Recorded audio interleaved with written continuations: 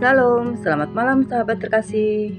Saat malam tiba dan aktivitas mulai mereda, kita datang kepada Tuhan bukan dengan kesibukan, tapi dengan kejujuran hati. Malam adalah waktu yang tepat untuk merenung, bukan hanya tentang apa yang kita lakukan hari ini, tapi juga bagaimana hati kita berjalan bersama Tuhan.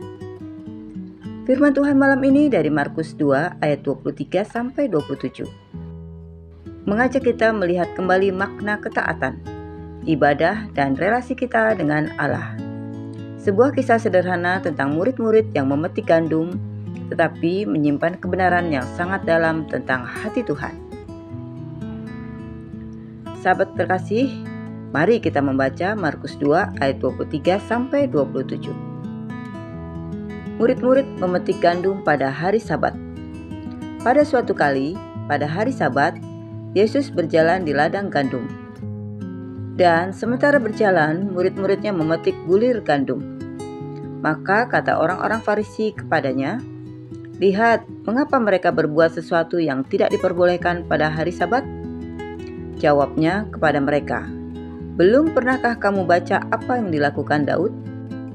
Ketika ia dan mereka yang mengikutinya kekurangan dan kelaparan, bagaimana ia masuk ke dalam rumah Allah waktu Abiatar menjabat sebagai imam besar, lalu makan roti sajian itu, yang tidak boleh dimakan kecuali oleh imam-imam, dan memberinya juga kepada pengikut-pengikutnya?"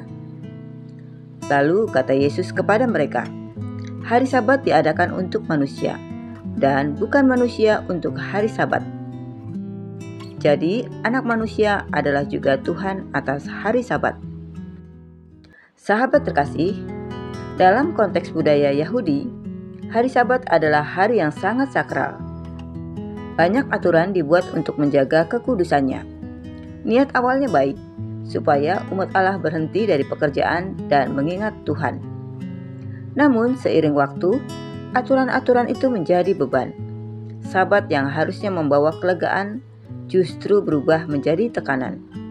Dan disinilah Yesus hadir, bukan untuk merusak hukum Taurat, tetapi meluruskan hati di balik ketaatan. Sahabat terkasih, murid-murid Tuhan Yesus berjalan di ladang gandum. Mereka lapar, mereka memetik bulir gandum untuk dimakan.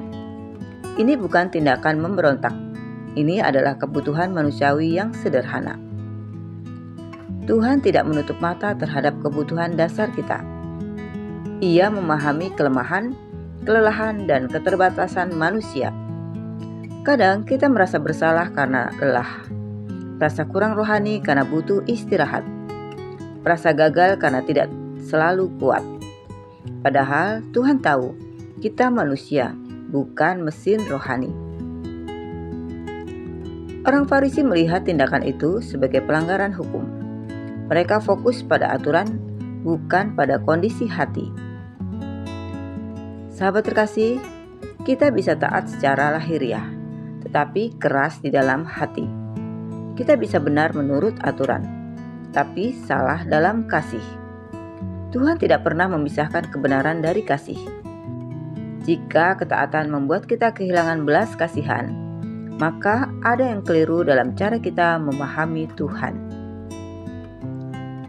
Sahabat terkasih, Tuhan Yesus mengingatkan kisah Daud yang makan roti sajian ketika ia dan pengikutnya lapar.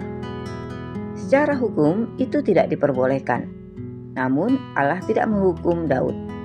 Mengapa? Karena belas kasihan lebih berharga daripada ritual. Tuhan melihat konteks hati, bukan hanya tindakan luar. Ia melihat kebutuhan, bukan sekedar aturan.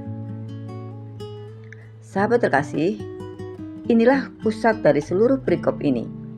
Hari Sabat diadakan untuk manusia, dan bukan manusia untuk hari Sabat. Artinya, ibadah dibuat untuk memulihkan manusia. Hukum dibuat untuk menjaga kehidupan. Perintah Tuhan bukan untuk menindas, tetapi untuk membebaskan. Sabat adalah anugerah, bukan beban.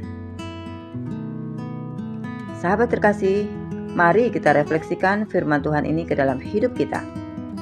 Yang pertama, Apakah iman kita memberi kelegaan atau tekanan? Apakah hubungan kita dengan Tuhan membuat kita semakin damai atau justru penuh rasa bersalah? Yang kedua, apakah kita lebih sibuk melakukan hal rohani daripada mengenal hati Tuhan? Tuhan Yesus tidak mencari ritual kosong, tetapi hati yang mengenalnya. Yang ketiga, apakah kita memberi ruang untuk beristirahat di hadapan Tuhan? Istirahat bukan tanda lemah. Istirahat adalah bentuk kepercayaan bahwa Tuhan tetap bekerja. Malam ini, Tuhan tidak menuntut performa rohani. Ia hanya ingin kita datang apa adanya. Sahabat terkasih, mari kita berdoa bersama. Bapa yang Maha Baik, terima kasih untuk firman-Mu malam ini. Terima kasih karena Engkau mengingatkan kami bahwa Engkau adalah Tuhan yang penuh kasih, bukan Tuhan yang membebani. Ampuni kami jika selama ini kami lebih fokus pada aturan daripada relasi. Lebih sibuk terlihat benar daripada memiliki hati yang lembut. Ajari kami menikmati hadirat-Mu.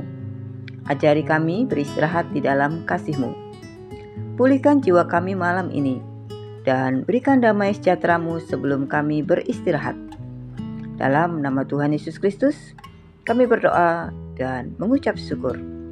Amin. Sahabat terkasih, terima kasih sudah bersama-sama dalam renungan malam ini. Jika firman Tuhan ini memberkatimu, jangan lupa untuk klik like, komen, share, dan subscribe ya, supaya semakin banyak orang dikuatkan oleh firman Tuhan. Sampai jumpa di renungan malam berikutnya. Selamat beristirahat, Tuhan Yesus memberkati.